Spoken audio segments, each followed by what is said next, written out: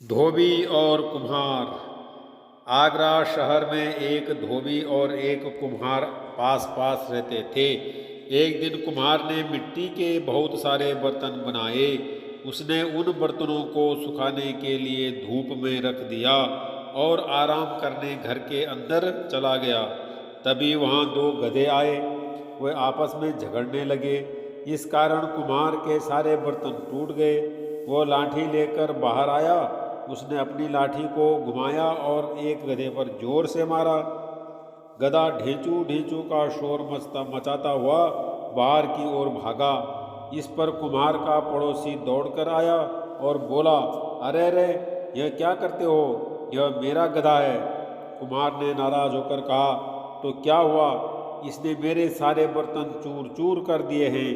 धोबी बोला, तुम मेरे गधे को पीटते क्यों हो? तुम्हारे बर्तन टूट गए हैं, तुम उनके पैसे ले लो। कुम्हार ने सोचा, इस धोबी ने सबके सामने मेरी इज्जत उतार दी। मैं इस बच्चों को ऐसा मज़ा चखाऊंगा कि यह भी याद करेगा। दूसरे दिन सुबह सुबह कुम्हार बादशाह अकबर के दरबार में पहुंचा। उसने बादशाह को आदाब किया। बोला, जहाँपना, मैं अदना सा कुम्हार हूँ, आपके शहर में रहता हूँ। अकबर, बताओ तुम्हें क्या परेशानी है? कुम्हार, जहाँपना, मैं एक ज़रूरी बात बताने के लिए आया हूँ। अकबर, तो फिर जल्दी बताओ। कुमार, जहाँपना, मेरा एक दोस्त फारस गया था। वह कुछ दिन पहले ही वापस आया है। उसने बताया वहाँ आपके नाम का डंका बजता है, आपकी बड़ी इज्जत है वहाँ। मगर यह कहकर कुमार चुप हो गया। अकबर ने पूछा, हाँ आगे बताओ, बात पूरी करो। कुमार बोला, आपके हाथियों के बारे में उनका ख्याल अच्छा नहीं है। अकबर ने आश्चर्य भरे स्वर में पूछा, हाथियों के बारे में तुम क्या कहना चाहते हो? जी हाँ हुजूर, उनका कहना है कि हमारे हाथी बड़े गंदे और काले हैं। हुजूर, शाही हाथियों को तो साफ सुथरा होना चाहिए। कुमार ने बात पूरी की। बात तुम्हारी ठीक है कुमार, अकबर बोले।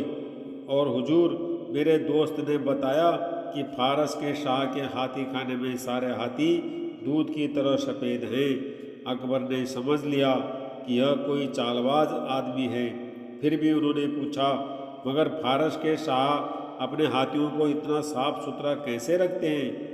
कुमार ने उत्तर दिया, सीधी सी बात है हुजूर, इस काम के लिए उन्होंने बढ़िया धोबियों की पूरी फौज लगा रखी है। तो हमने शहर के तमाम धोबियों को इस काम पर लगाए देते हैं, अकबर ने कहा। इस पर कुम्हार बोला, जहाँपना, शहर का एक बेहतरीन धोबी मेरे पड़ोस में रहता है। वह अकेला इस काम के लिए काफ़ी है। अकबर ने मन ही मन सोचा, तो यह अपने पड़ोसी को फंसाना चाहता है। लेकिन उन्होंने कहा, ठीक है, हम उसी को बुला लेते हैं। अकबर के आदेश पर धोबी को दरबार में हाजिर किया गया। वह डर के कारण कांप रहा था। उसने डरते हुए कहा, जहाँपना, हुजूर, अकबर ने आदेश दिया, देखो हमारे हाथी खाने के सारे हाथी काले हैं, तुम्हें इन्हें धोकर सफ़ेद करना है। जी हुजूर, धोबी बोला। उसके सामने एक हाथी लाया गया। वो सुबह से शाम तक उसे धोता रहा, किंतु काला हाथी सफ़ेद न हो सका। निराश होकर वो अपने घर की ओर चल पड़ा। उसने सोचा, यह सब उस कुमार की करतूत है, पर मैं करूं तो क्या करूं? तभी उसे बीरबल आते हुए दिखाई दिए। वो हाथ जोड़कर खड़ा हो गया। बीरबल ने पूछा, क्या हुआ भाई? इस तरह मुंह लटकाए क्यों खड़े हो? कुमार ने सारी घटना बताई। बीरबल ने उसकी सारी परेशानी सुनी और उसके कान में कुछ कहा।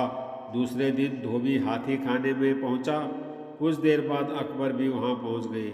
उन्होंने हाथी को देखा और धोबी से बोले, यह हाथी तो वैसा ही है, जरा भी सफ़ेद नहीं हुआ। तुम कल दिन भर क्या करते रहे? धोबी ने गिड़गिड़ाते हुए कहा, परवरदिगार, बात यह है। हाँ, क्या बात है? अकबर ने पूछा। हुजूर, अगर कोई बड़ा सा बर्तन हो जिसमें यह हाथी खड़ा हो सके तो काम आसान हो जाएगा, धोबी ने बताया। अकबर ने आदेश दिया कि हाथी के खड़े होने के लिए बड़ा बर्तन बनवाया जाए। बर्तन बनाने का काम उसी कुम्हार को सौंपा गया। 1 हफ्ते बाद कुम्हार बर्तन लेकर हाजिर हुआ। मन ही मन वो सोच रहा था, धोबी का बच्चा समझता होगा कि फंस जाऊंगा। अब देखता हूँ धोबी कैसे बचेगा। अकबर ने बर्तन को देखा और आदेश दिया, हाथी को बर्तन में खड़ा किया जाए। जैसे ही हाथी को बर्तन में खड़ा किया गया, बर्तन चूर चूर हो गया।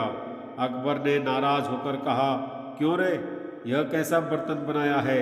यह तो एक बार में ही टूट गया। जल्दी से दूसरा बर्तन बनाकर ला। कुम्हार बर्तन बनाकर लाता रहा और वह बार बार टूटता रहा।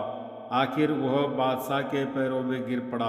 हुजूर, मुझे माफ़ करें, मैंने बहुत बड़ी गलती की है। इस पर अकबर ने धोबी से कहा, धोबी, मैं जानता था कि यह तुम्हें फंसाना चाहता है, पर तुमने इसकी चाल का मुंह तोड़ जवाब दिया। हम तुम्हें इनाम देंगे। धोबी हाथ जोड़कर खड़ा हो गया। उसने कहा, जहाँपना, इनाम के असली हकदार तो बीरबल जी हैं। उन्हीं ने मुझे यह तरकीब सुझाई थी। बादशाह अकबर ने बीरबल की ओर देखा। बीरबल धीमे धीमे मुस्कुरा रहे थे। अकबर बोले, बीरबल, तुम हमारे दरबार के अनमोल रत्न हो। तुम गरीबों के रक्षक भी हो।